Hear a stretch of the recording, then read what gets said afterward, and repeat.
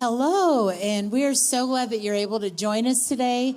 I am Celinda Nickel with Compassion Services International, and this is... I'm Mark Hattabaugh with Compassion Services International, and we are coming to you live from Long Beach, California, at the Global Missions booth area of the General Conference of the United Pentecostal Church in this massive arena. I wish you could see around. We are surrounded by all kinds of booths and missionaries, and this is the time for you to hear about Compassion Services International. Yes, so Compassion Services International is the nonprofit of the UPC. We work to facilitate help to the needs of all of our missionaries, or what we like to say representatives. Yes. And we bring help with medical missions, disaster relief, education, and humanitarian aid.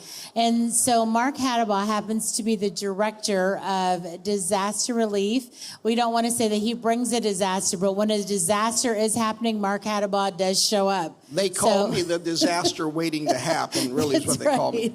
That's right. So we are honored to stand beside our missionary family when they are going through different challenges. So I know that we work with different phases and different parts of disasters. And so if you can tell us, after we hear that there's been a global disaster, what is the first thing that we do? So the first thing that we're going to do when a global disaster happens, and we've got monitoring, and obviously we hear from our missionaries, we want to set up a team. We start grabbing a team of people, and we have a people that we've already been using, and obviously please sign up if you want to be a team member on these special trips. So the first time we go in, we're going to try to get in as soon as we can to get an assessment. It's a smart team that goes in, and we start assessing the area. There's different disasters. It could be a flooding. It could be earthquake. It could be hurricanes. And we work all of these disasters, first of all, coming in with the team and setting up what I call a pipeline for distribution. Right. So you want to be able to bring in the supplies. Where are we going to set up? And this first team is a very difficult team to bring in, because there's sometimes we've slept in vehicles. You don't get to sleep in hotels. It's not a comfort thing, because obviously hotels are either destroyed or there are no hotels. We have to sometimes drive a long way, land and drive into places because there's no airports. So that's the first phase of getting in, setting up what I call a base so that we can continue the flow of the supplies that we're bringing in. That's phase one. Right. And so on that team, they will have someone that can come in and just kind of assess what needs to happen in the nation as far as materials, what needs to happen as far as medical team, humanitarian aid. So they come in and really assess the situation and just say what needs to happen in phase two. So that's the key. Knowledge is power. Information is power. So once we've assessed what the scenario is and we can set up a base camp, then we bring in a medical team. As you can imagine, the first thing, we want to have people make sure that they have water and food, because without clean water and food, they have to survive. That's what they need. So we start bringing in that. But then as time goes by, you start finding out, well, now the diseases because of, or the injuries that they've experienced. So the follow-up then comes with the medical team that comes in. And we do, on the initial part, bring a medical personnel with us, just so that if there's an emergency right out there, we can help them. Right. So the medical team comes in for more longer term. Now, imagine this. You're in a disaster area. The hospitals are overloaded. Right. We're not bringing in a team that's going to do surgery, open heart surgery, or anything. This is a basic medical team that we can take care of people on the spot, and we can give them aid, first aid, and relieve what's going on in the hospital emergency rooms, because they're being overwhelmed. So we're able to take that part off. So if you're in the medical field, let me invite you. Please join us. Please sign up. Now, again, some of these, the disaster teams are, we don't schedule these because we don't know. But a medical team can be scheduled a couple weeks out, and you can get time off and join one of our amazing, amazing medical teams. Right. And so with those teams, they'll go in for 5 to 7 days. They're not going to stay for a long time period. So it's not something that you have to lose your job over. Right. You're just volunteering that time. And really, when a job hears that you're going to work in that capacity, a lot of them will give you paid days off. They want to come in and know that you are helping to facilitate relief in another country. So that's a great thing. They'll give you medications. They will actually help with the need. And a lot of them, obviously, since they're a global disaster, they would already know it. And they take pride in the fact of knowing, hey, one of our team members is going down there to support. And so please, if you're in the medical field, we even have people that are joining us that are from the pharmaceutical side, too. And so we need you. Connect with us. We want to talk to you about that. Exactly. So after that, you brought in medical relief. Now we really need to start working in bringing in actual support bases for them. So what happens there? That's phase 3. Right. Phase 1 is the disaster relief team immediately going in. Phase 2 is the medical. Phase 3 is the humanitarian. And we have excellent leaders over each one of these departments. The humanitarian aid that starts coming in. Remember, we talked about the pipeline of supplies. You've got to continue bringing in the aid to continue to help people during this phase of disaster. And we have a lot of partners. You can even share some of the partners that we get with. Right. So we've worked with Food for the Poor. They're out of Miami, and they're another nonprofit, but they like to work hand in hand with us because they are looking for representatives to serve in disasters. And so the greatest thing to me about CSI is that we're bringing in partnership. It doesn't have to be necessarily even within our organization, but we work with them. We worked with Reach Out America before getting supplies in. They work primarily in America. We work globally, but they've given us supplies to take over. City Serve, they're based out of California. So there's different partnerships that we have at those times that we can get these relief to the people. And that's very important in disaster relief. Partnerships are very important because there's no way that one organization can do it all. But we do a part, they do a part, and that way we can also make sure that we're not duplicating our effort. We can plan together. There's many other Samaritan persons, so many at Rubicon and others that we worked through over the years. We've got relationship with those when we get on location.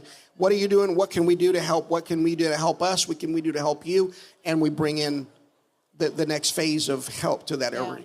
And I love the fact that our churches actually serve as a center for bringing the aid to the country. So the church becomes a hub of supplies, and then there's the relationship that's set up. There's the representatives are the hero in the situation. So we leave eventually, but they stay, and they're the ones that are the ones showing the help. And they get the benefit of the PR, if I can say it that way. I'll give you just 2 examples. One example was Ecuador. When we went to Ecuador, the government just had 1 distribution center. We had 10 churches in the area of that was an earthquake. 10 churches that had been distribution centers. And now the community looks at them as, oh, wow. This is also how we do our medical clinics are in the churches. So now the church that's in the community becomes a positive thing. In Puerto Rico, we had set up 25 distribution centers. We had 12 containers go in to Puerto Rico. And the main thing, the government just had 1 center in downtown, but we had churches all over that island that was making the distribution. Again, people in the community coming in, partnering, going, oh, this church is giving things, and this is a helping church. And working with other organizations. I think the neatest thing is that we were actually going in that situation and helping with orphanages and different things and distributing aid to them. So it was like, yes, we were receiving the supplies, but then partnership on the local level as well. I can't stress enough how key Compassion Services is in helping the overall picture. We are making a huge difference. When that disaster happens or when a medical team goes into a country, the huge impact that it leaves behind. And you know, it's amazing. And we have even somebody here from Brazil that they just went through a horrible flooding, and we were able to partner with them, and they've helped hundreds of families that have lost everything. So there's just so many different ways that we have partnering and being effective. So Compassion Services International has these 4. Let's talk about the education. There's a 4th side of this. There's the disaster relief. We have the medical teams. We have the humanitarian. And we also have the education. Exactly. So with education, what we like to do is partner with schools that are already existing, go in and bring teachers to bring workshops for them, help them with the needs that they have locally with backpack drives. We have back to school uniform drives. So we like to come alongside and just any kind of support that we can bring to the people. We want to do that. And there's a cool thing that we do with AYC, Apostolic Youth Corps, and Youth on Missions. we do the serve day. We Right. partner with them to come in for 2 days to do a serve day wherever they are going around the world. And we're able to partner with and bring all of these young people and be able to serve in the community, bring supplies, or help with even talking about the soccer Yeah, camps. so we've had some soccer camps that have been absolutely incredible because a lot of times when you go on AYC and you look around, there's a lot of girls. And so the guys are like, what? This is not a chick thing. So we love having soccer camps. The guys are getting out there and the girls are getting out there. They're playing soccer, but the kids in the community are coming in. They're being a part of this and they receive a soccer ball, a jersey. Then there is a church service led by the local Sunday school department. We've had kids that have received the Holy Spirit. There's families that are coming in all because of one soccer camp that happens on a serve day. And serve days really are about getting out and meeting the community and making a difference one-on-one. So I love that. So when you partner with Compassion Services International, and yes, we are looking for partners. Yes. When you partner with us, there is a plethora. It's not just a one vision of one. It's not just one application. Right. And by the way, every disaster is different. Every application is different. There's no cookie cutter Right. way that you do this. That's why it's important to get there, get boots on the ground. We get that boots on the ground and we can learn and assess what's the best way to get supplies in, because it's not just flying them in or boating. Sometimes the best thing is to just purchase the supplies there. So that the best thing you can do is to give. Right. Because when you give, if I bring supplies in, that means people aren't buying from their neighbor. Right. And so the economy, we're being a burden. And so if we can partner with you, bring the finances in and purchase the supplies on location, it's a lot cheaper than shipping it in Right. and getting it there. And it's immediately there. It's accessible. And in a disaster, it's a lot of disasters are more locally. Right. And if you just step out of that, we can bring in things from just outside that and still help the economy, which Right. is very key for us because we don't want to be a blessing and not a blessing at the same time. Right. Well, I love what you had to say that we're just trying to bring in people to the need and serve the nation. So we're getting ready to close, but I want to say this. If they want to be a part of any of these teams, the teams that we've talked about today, they can go on compassionservices.org. And for disaster relief, you want to see Mark Hattabaugh. We have directors of all of our different areas, the 4 wings, and we have insiders. A CSI insider is someone that serves CSI in North America, and a CSI responder goes out to the needs throughout the world. So thank you so much. So there is a place for you. Yes, there's a place There for you. is a place for you to get involved. There's a Right. way for you to get involved. Right. There's a channel. There's an opportunity for everybody to get involved. We Right. want you to get involved. CompassionServices.org. www.compassionservices.org Yes. is where you can sign up and be a part of this amazing, world-changing, world-impacting ministry. Right, and we're bringing hope and help to the nations. So Yes. thank you all. It's been great to talk to you today, and God bless you. This is Selena Nichols. She and is the director. This is Mark Hattabaugh, who is the director of of disaster relief. I'm a disaster waiting to happen. Thank you for joining us today. All right, God bless you all. God bless.